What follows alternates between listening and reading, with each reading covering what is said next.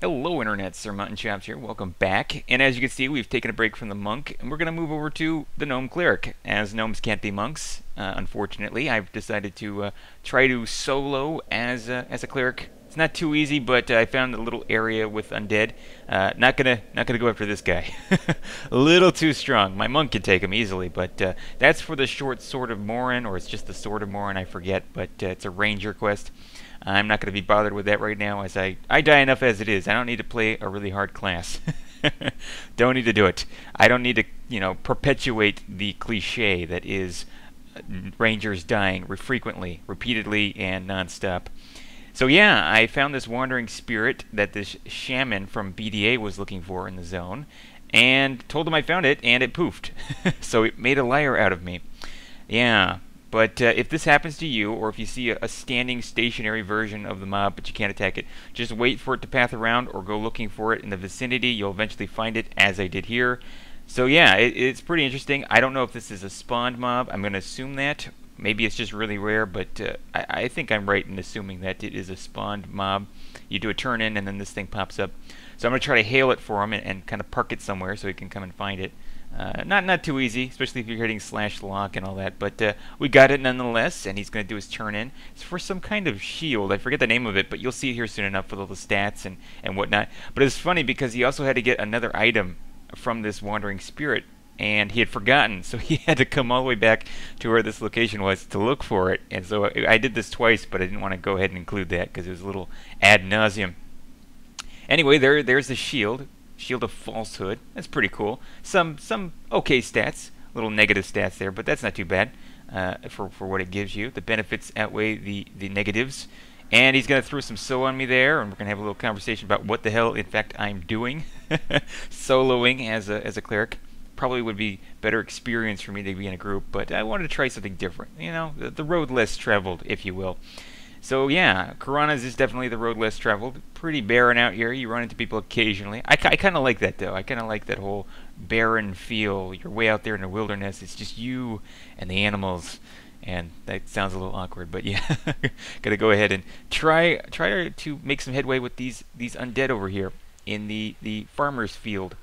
Got some scarecrows meandering about. Now, it's strange because there are, in fact, no crows in the game. Now, they could have done that. They really could have put some crows in Everquest. They could have just used the bat models and painted them black, just like the Rolling Stones song. And yeah, that would have worked. Maybe made them a little smaller, but they could have dropped something, like seeds or whatever crows gather. I think they gather trinkets and stuff. They're attracted to shiny objects or something. I don't know. I think I watched something on PBS about that. Anyway, God, do I get distracted. Gotta kill some scarecrows. It's actually relatively easy. What you want to do is maintain some kind of distance between yourself and the scarecrows because they hit pretty hard. They will wallop you pretty badly. So I'm going to do some ghetto kiting here with my J boots. You see them there in my hotbar. Those are my major twink item. I still have yet to get golden Ifriti boots. I do not have golden boots yet, but I will be getting them soon enough. I'll have shiny feet. But yeah, this is relatively easy. You have a straight way to go here. I always use the coast as kind of a waypoint, some kind of that way I don't get lost. I need to have some kind of setting so that I know where I'm at. It's pretty easy for me to get lost, especially in Karanas. And I don't want to run into anything that will eat my lunch because there are some ogres, there are some giants in the zone. I have to remember that. But anyway, I want to go ahead and apologize. Just make a little disclaimer here. If you can't understand me sometimes, my lips are chapped because the weather keeps changing. All the time here up in upstate New York. God, that's proof right there that I'm not native. It's called upstate if you're from upstate. Anyway, my lips are chapped like hell. The weather keeps changing and I'm pissed off about it. But yeah, and then I bit the hell out of my lip earlier this week, like repeatedly in the same exact spot. So if I blurt out just random cuss words throughout this commentary, I don't have Tourette's. I've just bit my lip again. So it keeps happening. I swear to God, eventually it's just my lip's going to fall off. I don't know. I'll just have like half a face or something. Or just have some flesh kind of rotten off the side of my face. Much like some of the facial features for the ogres in this game. And I believe the trolls as well. But Yeah, this is a very cozy little spot. It's near the Barbarian Fishing Village, which has that frostbite doggy. That's for the Regurgitonic quest. Pretty cool quest. I want to try that out actually because it gives you a reward of one item, some kind of ring with intelligence and stuff. I don't have any use for that, but it has a neck piece, a little neck clicky item. It's 2 charges of healing, which is pretty cool because considering the squad ring is rechargeable, but it's only 1 charge of healing, it makes me wonder if the neck piece is actually rechargeable. If so, I have a replacement, or I have something to subsidize my ring's 1 charge, 1 ring to rule them all. But yeah, I'm gonna try to see how I can do that. I don't want to kill the doggy because I like my faction, so what I'll do is I'll end up going to Akanon and getting the Regurgitonic there, and then trekking all the way back here. God, I'm not gonna get a teleport. I'm not gonna do it. I'm pretty cheap, and a lot of people bemoan the fact that I take long treks. I run around, but with J Boots it's not so bad. But I'm the only person I know that does that. Most people will just break down and buy a port. It's not that expensive. 50 platinum, pretty easy. If you don't have 50 platinum, if you just start out, most people will accept just anything. 10 platinum. They're understanding based on level. But if you're like a level 50 and you gyp someone, you give them like 5 platinum, they're gonna say something. You may end up on the shit list, or maybe not. It depends on the druid. It depends on the wizard. But I try to donate as fairly as possible. We have a merchant here that's leaving me now. Sorry, closed for business. No soup for you. Actually, I believe that was a mixing bowl in her inventory. But yeah, it's a pretty tranquil setting. I like it. It's very relaxed. It's very casual. But you do have to watch out for a few mobs, like the ghoul messenger you saw earlier. And I believe there's a hill giant that passed somewhere near here. I read that in Alakazam. I'm not sure if that's the case on this server, but there it is. Just a warning to anyone that might be deciding to do this with their cleric or any other class. And as you can see there, I do have some stuff in my light burlap sack. What are those robes called? Oh, I forget what they're called. But they have some good resist on them, and they look cool. It's only one of the few robes that gnome clerics can wear, or any cleric really. I think that the human clerics can wear the fungi robe. Yeah, the living fungus robe.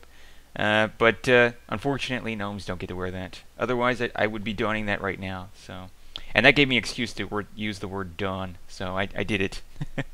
D-O-N, yes. And I'm a word nerd. I apologize. And I'm looking up into cleavage. Yes, as opposed to looking straight at butts, which is pretty much what gnomes do all the time. Gnomes, dwarves, halfling, you're going to be staring at butts, especially if you're following people in the groups. Or if you're meditating, because you're not going to have any book in the face on the server. You may have a book off to the side. I sometimes do that just to kind of, I don't know, have some reminiscence going on there. But yeah, this is the Barbarian Fishing Village. You can sell here, you can buy here, and you can swim around if you want or go fishing. I did neither of those. I just was perusing and checking out the area. I wanted to see if there were any quest NPCs around here, and in fact there weren't really. I'm not too sure if maybe I need better faction, but well, it's a nice spot. And there's Brother Chisel. I forget which one of these brothers, or Chintel, not Chisel. I'm sorry, sir, I mispronounced your name. And you don't care because you're non-existent. And was it Guard Donland? There's a guard, McCluskey? He's over in that tower over to the left. And that's a reference to Godfather, apparently. Yeah, I'll have to rewatch that and see. But it's a corrupt guard. I killed him on my monk, so you'll see that in the future. But for right now, I'm going to say hello to the doggy. I'm not going to attack him. I'm going to pat him on the back. And, yeah, going to eventually do the Regurgitonic quest. I don't know if the Regurgitonic itself is lore. If it is, that is going to be a biatch because, well, he doesn't always cough up the fish, the Coalandal fish, or however you pronounce that. Yeah, now I know there's a shortcut. You could kill the Coalandal fish, but occasionally the Prime Healer, Rod Set Knife, is in the guise form of a Coalandal fish, and he will own up on your arse, so I don't want to be doing that. Also, it really ruins your faction. And I know you could get a mule, you could make a mule character and do that, but, well, for one, I've used up all my alt spaces, so I can't make any new characters right now. And two, I don't like using cheats like that. I see plenty of people doing it. It's very nostalgic. It's very funny to watch them going at it. A level 1 magician going at a fish and taking a long time to kill it. But, yeah, if the Coalandal fish Regurgitonic thing from Akanon is lore, then If I give it to Frostbite and he doesn't cough up what I need, I'm going to have to go all the way back to Ekanon, cussing and whining the whole way. Yeah, not ideal. I think if that would happen, I'm just going to ignore the quest entirely. It's just not worth it. I still have to get my squad ring on this little guy, but not really that necessary considering the fact that I'm a cleric. But it's nice having extra heals in case I run out of mana, which I shouldn't be doing because, well, I'm pretty twinked. Even though gnomes start out with low wisdom, I have quite a bit to work with. And that is very helpful, especially with soloing here. And we're going to head back over to the scarecrows here in a minute, but I just wanted to get a whole feel of this area. I like the water, how it how old school it is. It's like a myriad stereogram. You know those 3D stereograms that you look at that are, you can see a picture if you stare at it long enough. It's like a picture within a picture. Yeah, well, it's not really a picture within a picture because what you're looking at is just a mosaic pattern piece, but yeah, it's still interesting. Still interesting. I don't think that's the way it is with the water here.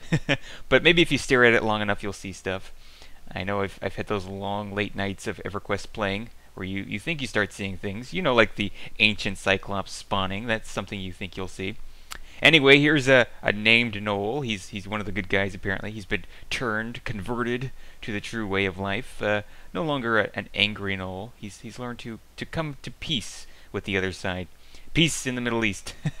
The whole West Commons, East Commons beef needs to stop.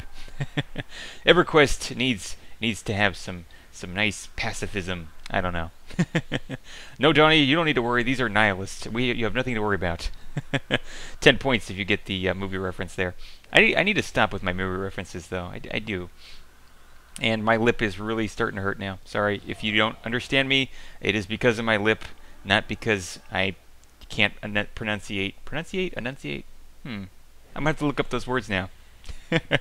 Pronounce the words that need to be pronounced correctly. I wonder what the difference is, though. It's like elude and allude. Yeah, interesting. The English language, it baffles me, and it also makes me very intrigued. I wonder sometimes. Maybe I have a slight autistic side. I think I do. I'm very focused on words and language, and I don't know. But anyway, let's try to maintain some kind of cohesiveness to this commentary. I have just downed another scarecrow. Now the problem with meleeing as a cleric is you really can't. After about, I'd say, level 10, maybe even level 2. No, after about level 10, you probably should just avoid it altogether. One-hand blunt, two-hand blunt, doesn't really matter. If you really need to in a pinch, like you'll see here in this gameplay, then you can, but only if the mob is really low on HP, especially mobs like these because they hit hard. And I'm having a hard time syncing when I should stop and cast because there seems to be quite a bit of delay. I think Fraps has something to do with that because when I don't run Fraps, I can stop, wait like 1 second, 1 Mississippi, and then cast, and it's good. But with Fraps, I have to wait like 1.5 Mississippis. A little annoying, but well, it makes it all the more challenging. And it's kind of hard because at this angle, it's like, oh, it's coming, I'm already pretty nervous enough as it is. I don't like getting wailed on. And this is before the new stun was in place, so didn't have too much to worry about. I can only imagine now what it would be like to get stunned with the 2-second stun now, the bash stun, from these mobs because they hit really hard. Yeah, that's none too pleasing. But, well, I really do like this area. I did enough leveling here. I think I leveled once or maybe twice. Got some good experience, but had to move on eventually as it got kind of lonely. My gnome got lonely, but it's very, very good spot if you're casually playing, if you need to do some homework or if you need to do some chores around the house. It's a very good spot up there on top of that house that I was sitting on in the beginning. Yeah, very relaxed, very casual. You're not going to get any aggro, really. Nothing really wanders this far over. There may be a few fire beetles and the occasional wolf, but that's about it. Everything else is just scarecrows. So yeah. You're going to get more of this. And as you can see, I'm having a hard time, really hard time. I'm trying to get a root off. Some of these are very resistant to spells. It's kind of annoying. You'll run into it occasionally. I don't know if it's a level thing, because some mobs, if they're higher level, they'll resist you more, and it does seem to be the case that some of these scarecrows are higher cons than others. But yeah, I would not suggest doing this as a cleric, especially if you're not twinked. unless the scarecrows are blue and even cons, which you'll see in this footage. I don't think I came across a yellow con, but yeah, as you can see here, I'm having a hell of a time getting off a route. I keep getting interrupted. It doesn't make any sense because I come to a complete full stop, but whatever. See, there we go, another interruption. And now I'm fatigued. I'm out of stamina. My stamina bar is just sad. My mana bar isn't looking too hot either, but at least my HP bar is okay. And clerics are like one notch below shamans in the way of HP. They could take a few hits. You know, they're better than pure casters, better than druids. So yeah, I'm gonna have to take a beating here because, well, root and everything else just get resisted like crazy. It just doesn't make any sense sometimes. I've heard people just wail on about this. Sometimes it really is unfair. You'll have 5, 6, 7 resists in a row. I got resisted off of everything here. Look at that. Resist off my fear, resist off my roots. It's crazy. But well, finally it happens. After all that time, my mana bar is just, oh god. I don't even have enough to actually finish off this mob. Maybe just barely. I don't remember. Yeah, I should have just enough. Looks like I'm going to have to melee it, though. I'm going to have to get some close combat activity going on here. Or maybe I can use, yeah, if you need to, in a pinch, you can use your Lesser Ward Undead. Yep, that's pretty cool. That was actually a pro move on my part, having that spell up. But I've read that in the Alakazam posts. I definitely recommend anyone who hasn't played a certain class to read those posts there. A lot of them are very knowledgeable. They'll give you a lot of information. And as you can see here, more downtime. There's a theme to this episode. Lots of downtime. Yeah, but that's a good little spot. Nice little roost spot. A little eagle-eyes view of the plains here. It's kind of nice.